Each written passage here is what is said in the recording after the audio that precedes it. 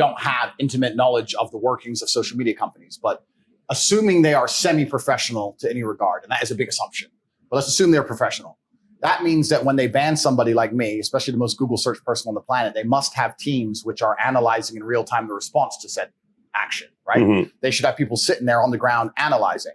Now, they attacked me with their media machine because first they shut you up so they can lie about you. So they shut me up. Then they did the massive media push to try and attempt to lie about me. But despite that, the majority of comments regarding me are still positive. The majority of people believe and understand that this ban is unfair.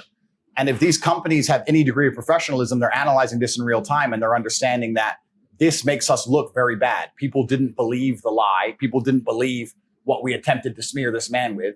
Nobody is buying this narrative. And this is going to have a negative effect on us for a very, very long time. Because when you're in charge of the world, which they are, as soon as you're no longer seen as just and fair, you're seen as tyrannical. And once you're seen as tyrannical, then there's going to be some kind of mass movement against you. So if I was a social media executive, I would sit and I would analyze the data and I would say, listen, guys, we will have a monopoly. We want to retain our monopoly. Let's be smart here.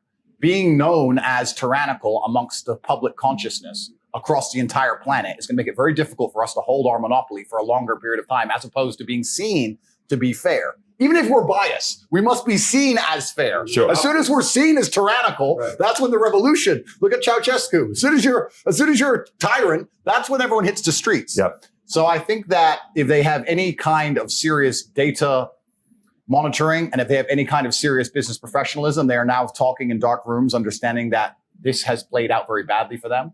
And if they intend on keeping their monopoly into the future, that they need to change something. Maybe I'm being optimistic, but